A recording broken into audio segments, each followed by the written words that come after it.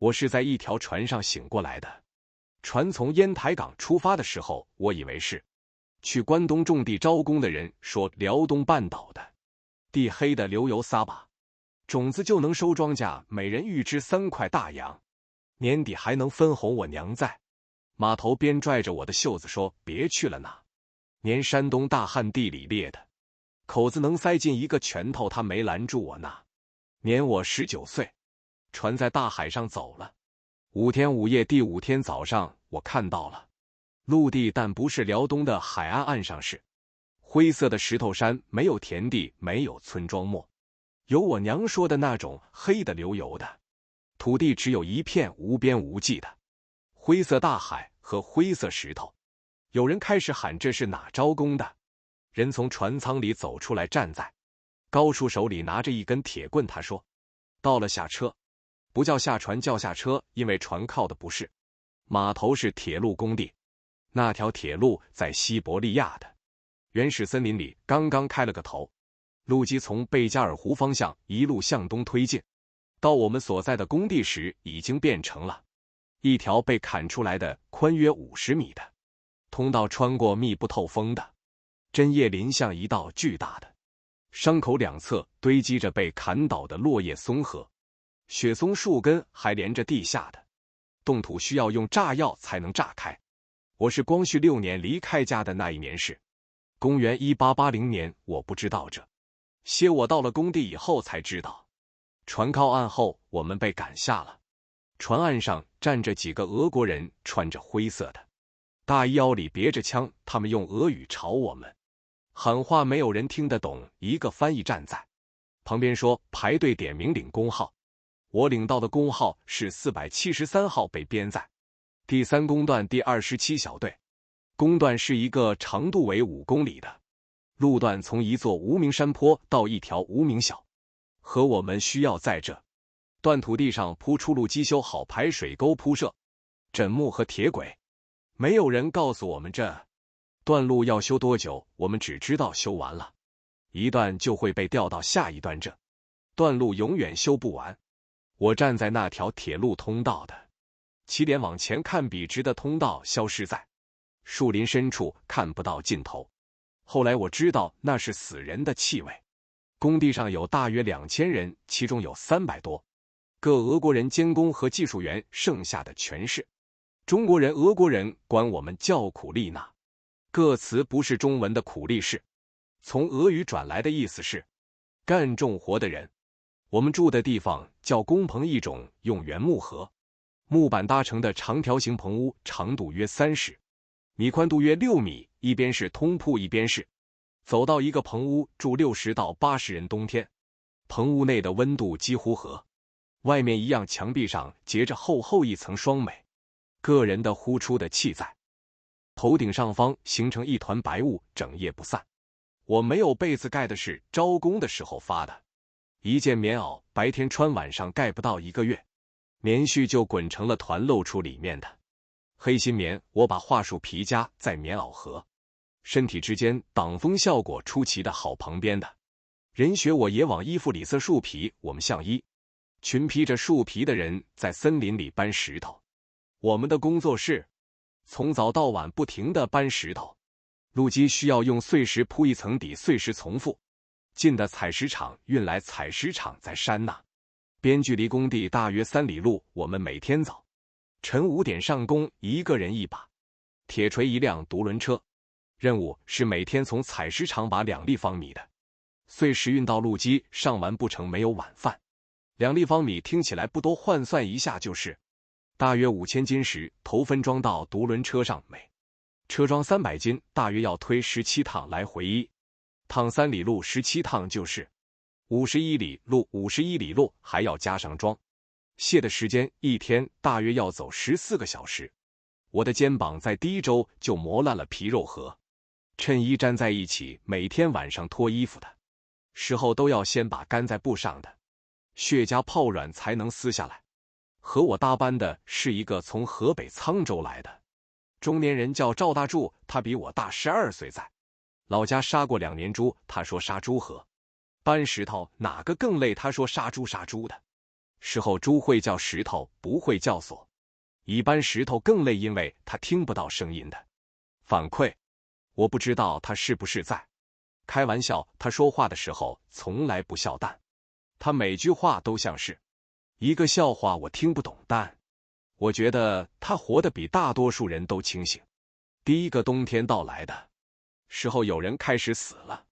第一个死的是一个天津人，姓刘，叫什么名字我不记得了，大家叫他刘老三。他死的那天早上和平时没有任何区别，天没亮，哨子响了，起床啃了一块黑列巴，喝了半碗热水，然后去采石场。他在采石场干到中午，说累了，想坐一会儿，就坐在一块石头上，再也没有站起来。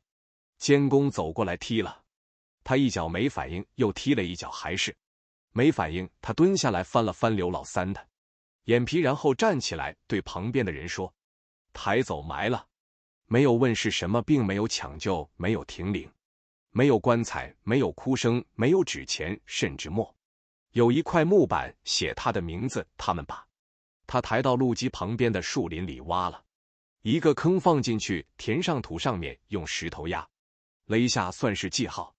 那个冬天，我们在那片树林里埋了32个人，死因各不相同，冻死的、累死的、病死的，有一个是喝醉了，在工棚外面睡着了。第二天早上发现的时候，人已经硬了，身体和冻土冻在了一起，像一尊冰雕。监工对此的评价只有一句话：每年冬天都一样，春天就好了。他说的对，开春之后确实有新的苦力从山东、河北、河南被招来补充空缺，像田进炉膛的柴火一样，一茬接一茬。赵大柱在第二年春天开始咳嗽咳到，后来谭里带血，我劝他休息，他说休息1个月的工钱就没了，没有工钱年底拿什么回家？我说命比钱重要，他说命没了就没了，钱没了，老婆孩子还在挨饿。他说的对，我找不到反驳的话。那年春天，我们修到了通古斯卡河附近，那里的蚊子多到可以吃人，不是说的是一巴掌拍在胳膊上能拍死7、8只1，长的血。有一次我在解手的时候被蚊子咬了不该咬的地方，肿了3天，走路都叉着腿。赵大柱笑了3天，那是他在西伯利亚笑过的唯一一次。春汛的时候，河边的路基被冲垮了一大段，我们被派去抢修，河水冰冷刺骨，但必须在结冰期到来之前把路基重新筑好，否则整个工段的进度都会被耽误。我们站在齐腰深的冰水里传递石头，从上游到下游排成了一条链，石头一块接一块的从一个人传到下一个人，水冷到腿失去了知觉，但人不能停下来，因为一停下来腿就再也抬不起来了。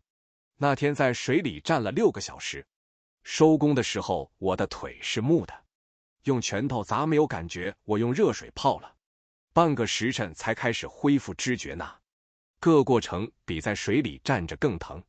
赵大柱说了一句：“你腿还在，算好的了。”去年通古斯卡河那段淹死了5个人，被水冲走的，连尸体都没找到。我说：“你能不能讲一点让人开心的事？”他说：“没有开心的事，这里是西伯利亚，开心的人在莫斯科。”我笑了笑，他也笑了笑，那是他这辈子最后一次笑。工地上发的口粮叫列巴俄国黑麦面包，硬的像石头，放3天能当锤子用，切的时候要用锯子似的。我们用锯子切面包，每人每天分到大约1斤半，加上1碗飘着几粒盐的稀粥。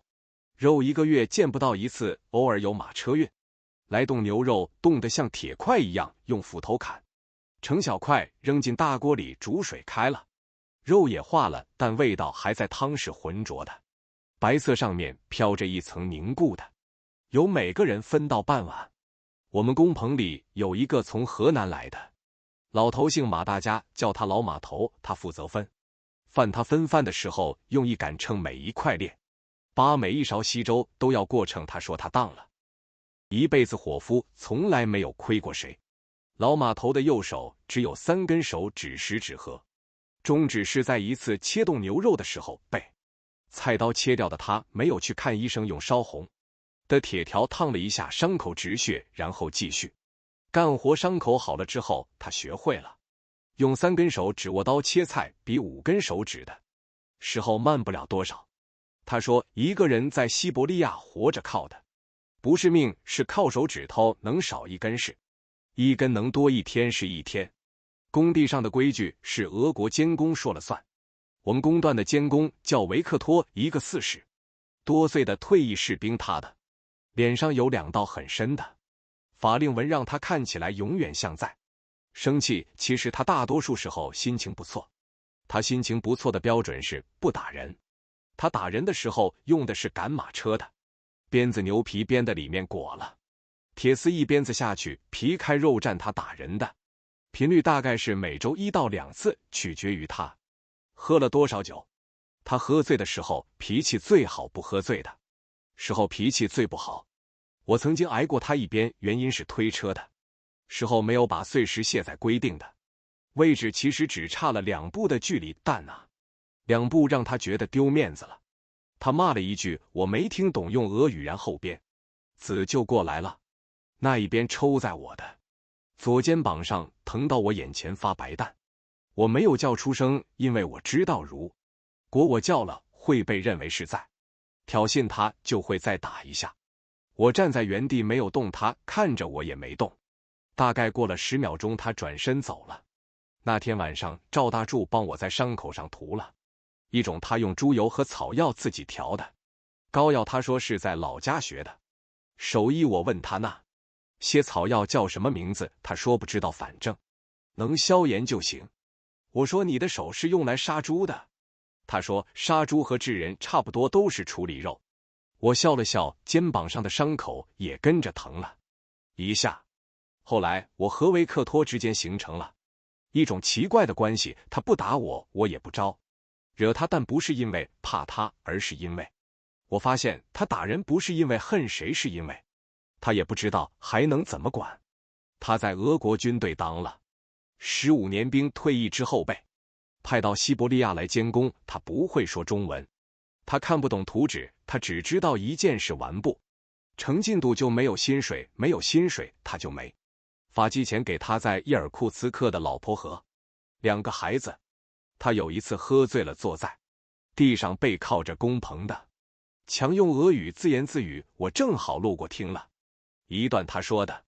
他说他老婆来信说儿子病了，需要钱买药，他已经3个月没有寄钱回去了，因为工地的拨款被上面扣了，他不知道该怎么办。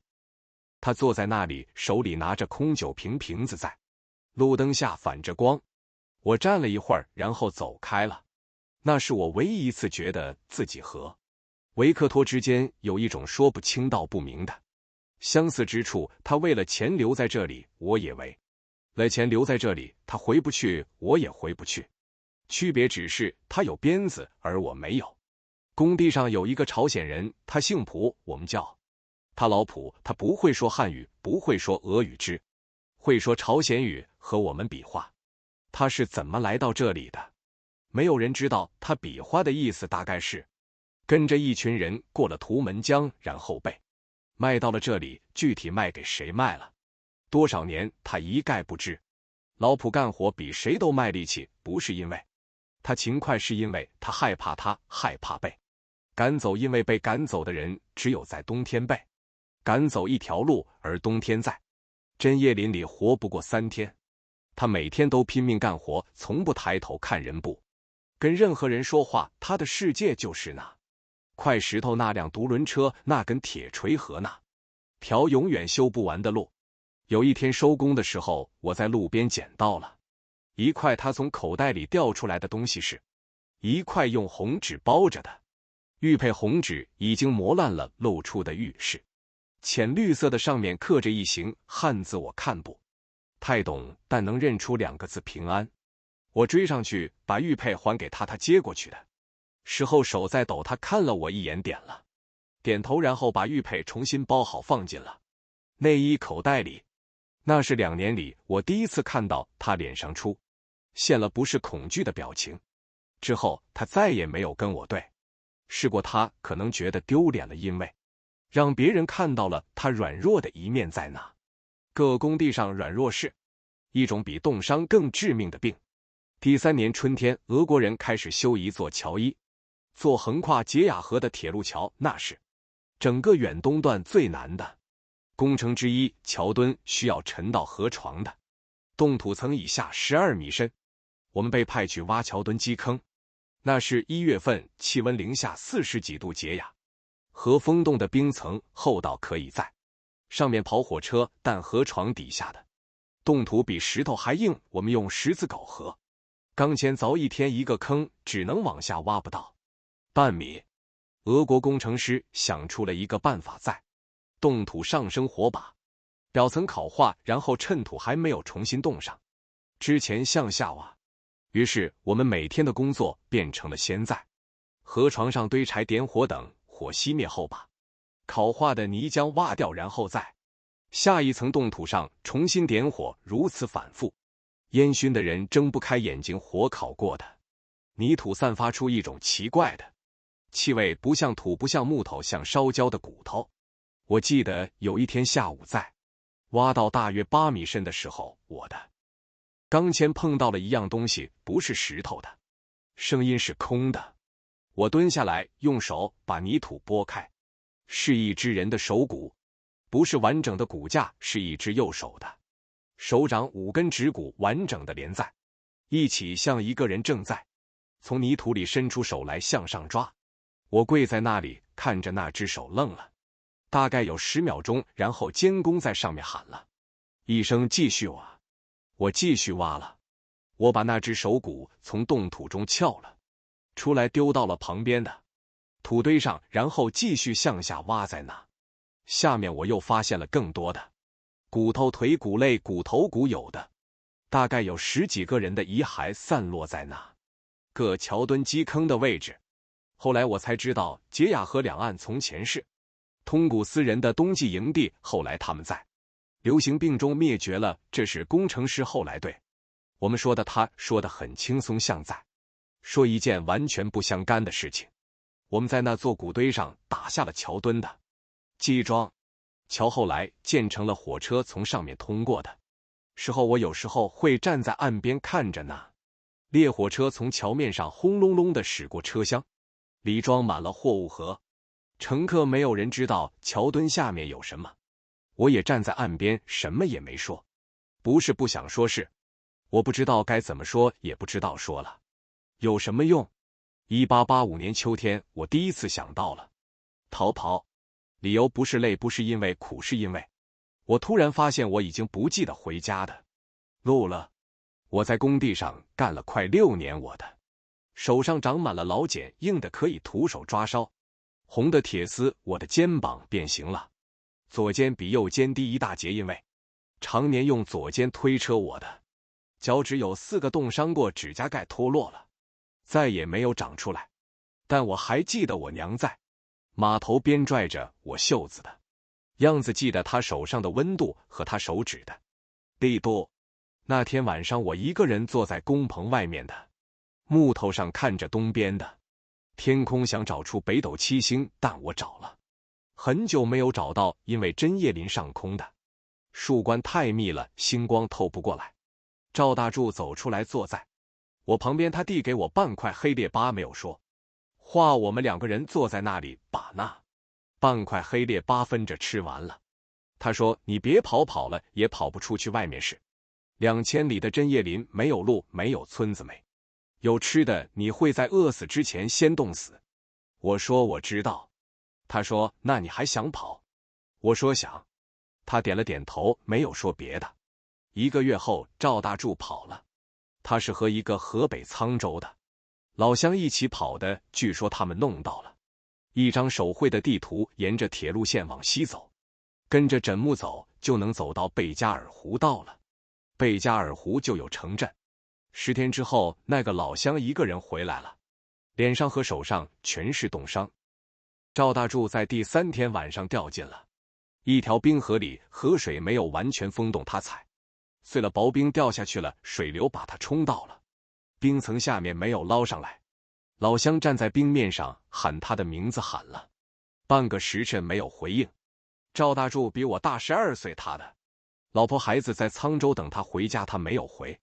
他死在西伯利亚的一条没有名字的河里，连尸体都没有找到。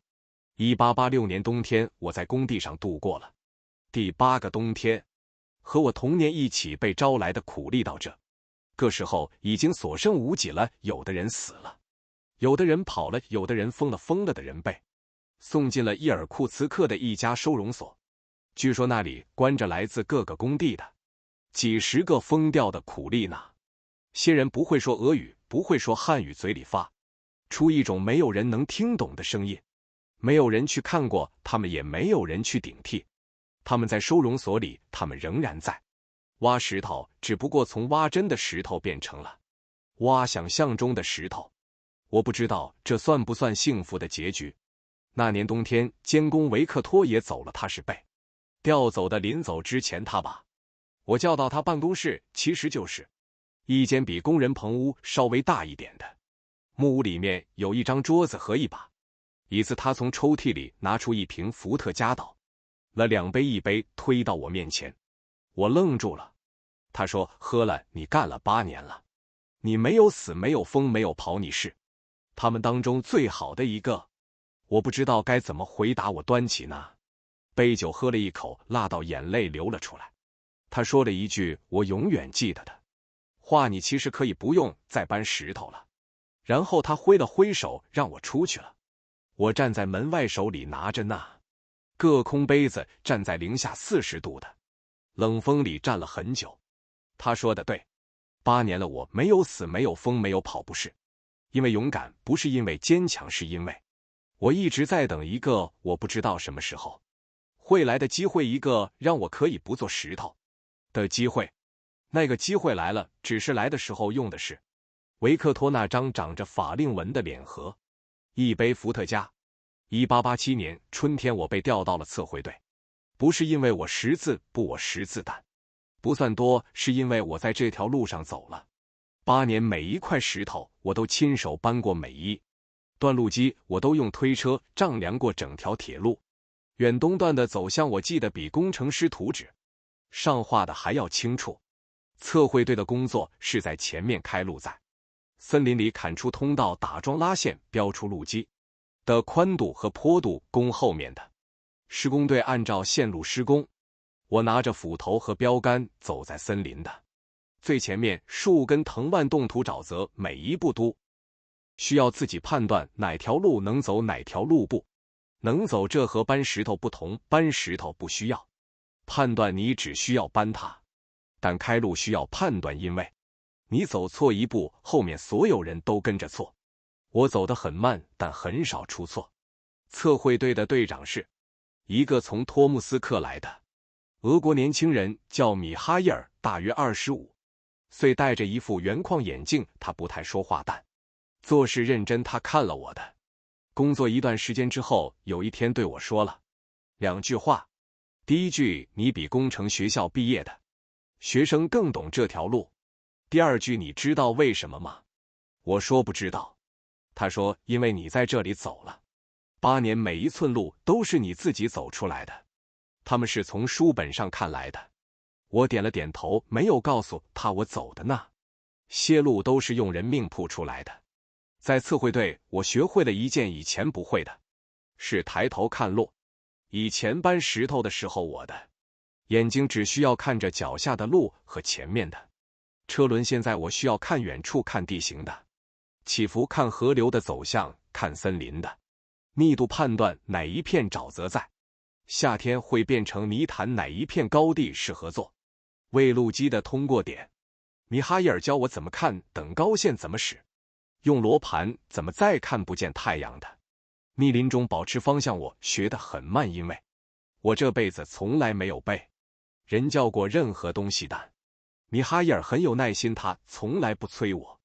他有一句话说得很好：你在这片森林里走了8年，你比我更懂地，你只需要学会怎么看图。他说的对，我确实不需要学怎么认路，我需要学的是怎么把我知道的路画到纸上。那年夏天，我们在原始森林里断粮了。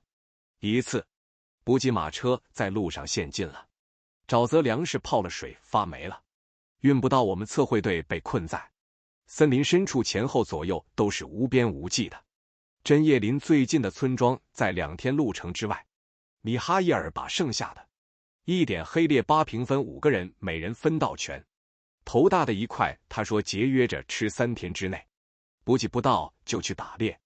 第3天补给没有来，米哈伊尔拿起猎枪进了树林。他走了4个小时回来的时候，打到了一只狍子，不大，大概只有10几斤肉，但我们5个人靠着这只狍子撑到了。第5天补给队终于找来了，那是我在西伯利亚吃过的最好的肉，没有盐，没有香料，只有用篝火烤熟的狍子肉，焦黑的外皮里面是粉红色的嫩肉，咬下去有汁水流出来。我们5个人围坐在火堆旁，没有人说话，都在吃肉，火光映在脸上，像一群从坟墓里爬出来的人。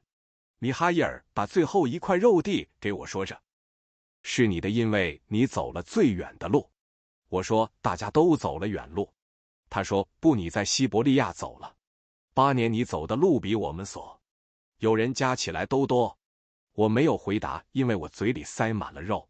后来我每次回忆起那个夜晚，都觉得那是整个西伯利亚铁路修建过程中唯一一次我感觉自己是一个人，而不是一块石头。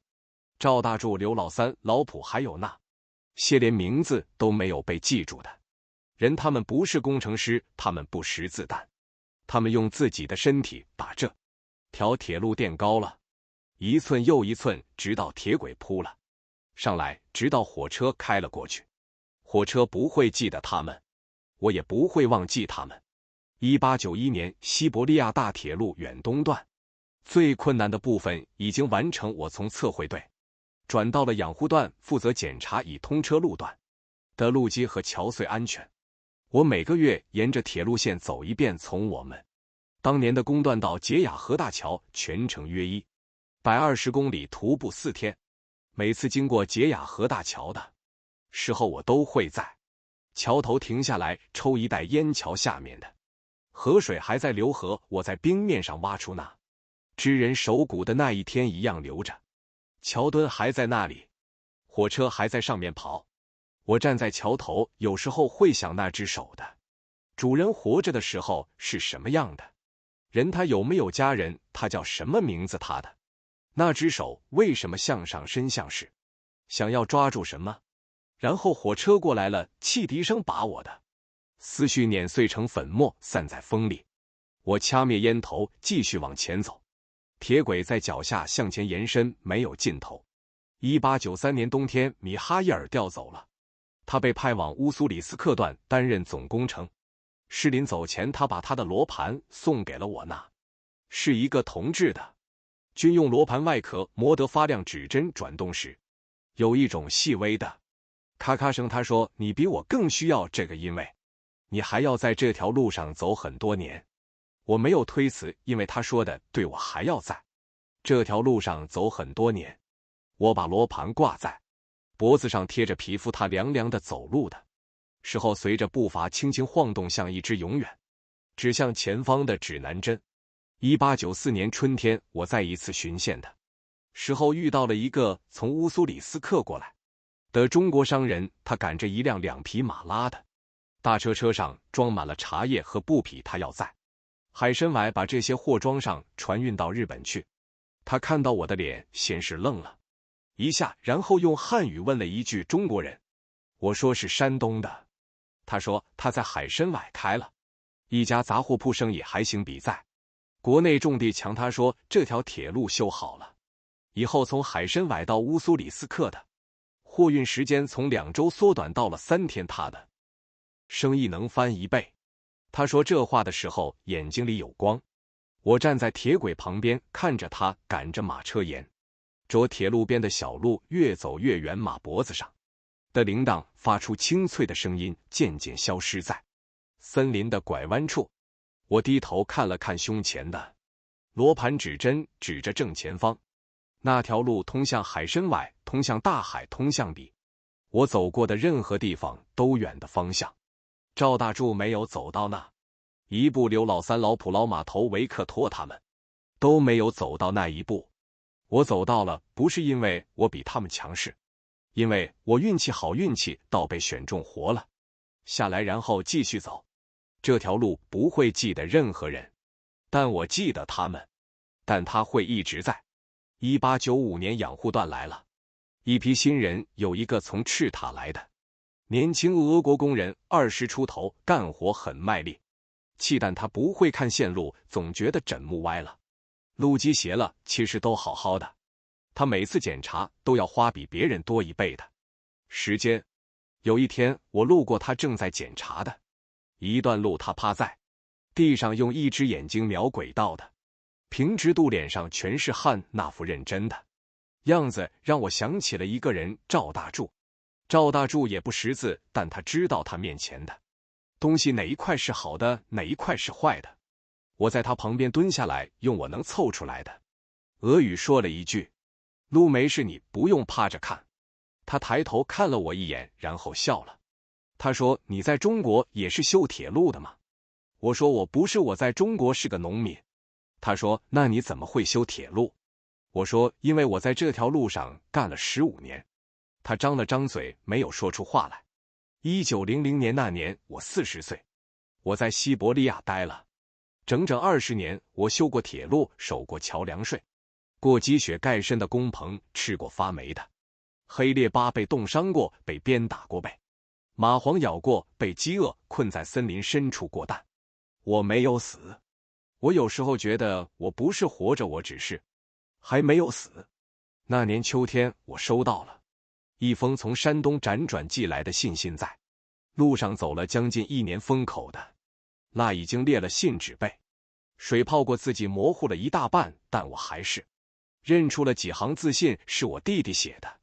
母亲的坟已经迁到了村后的山坡上，房子还在，但屋顶需要修。他临终前一直在念叨我的名字，问我回来了没有。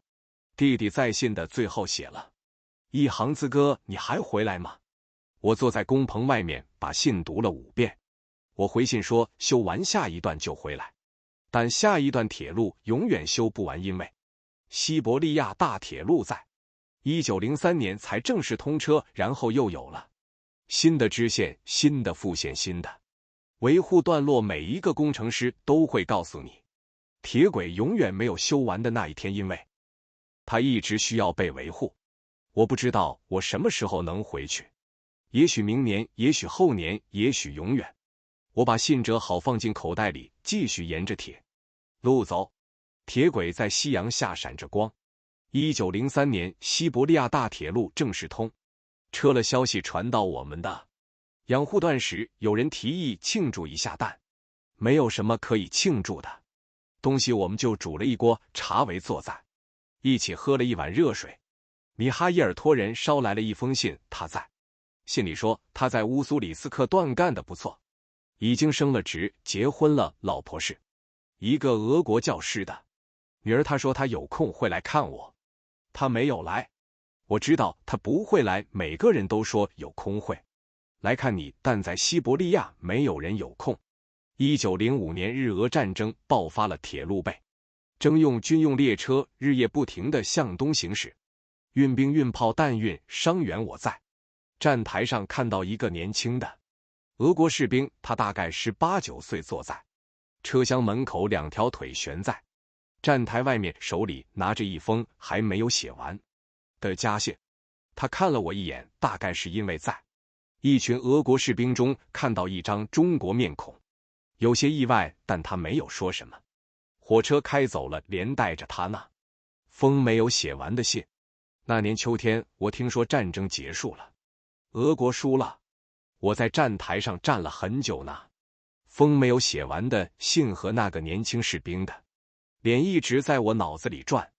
1906年春天，我又一次经过杰雅河大桥，这一次我在桥头的路基边上发现了一小块铁轨的碎片，大约手掌大小，边缘被火车轮子磨得发亮。我把它捡起来放在手心里，掂了掂，不重，但很硬铁轨的下面刻着一行俄文字母，我认不全，只能认出几个是工厂的名字和铸造的年份：1883年。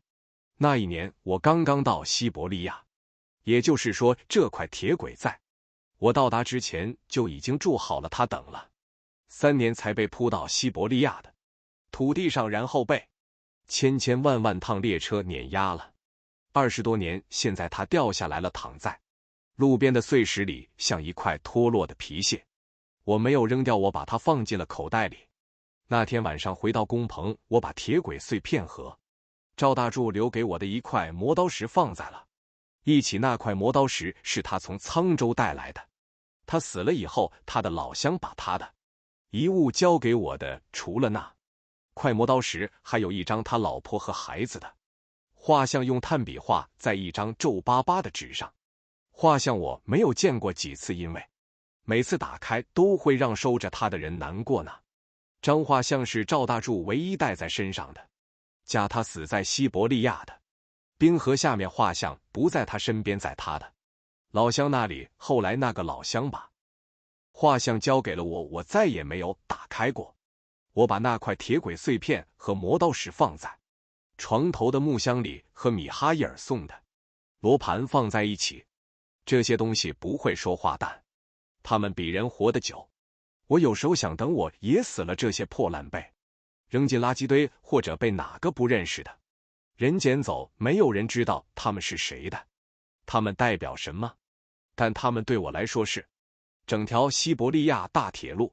1908年冬天的一个夜晚，我坐在工棚外面抽最后一袋烟，月亮很亮，把铁轨照成了2道银白色的线，消失在远处的黑暗中。风从东边吹来，带着黑龙江口方向的气息，那种淡淡的咸味和松木味的混合，我知道那是海风的方向。虽然我从来没有见过海，我在这里28年了，从19岁到47岁，一个山东农民的儿子把半辈子埋在了一条不属于他的铁路下面。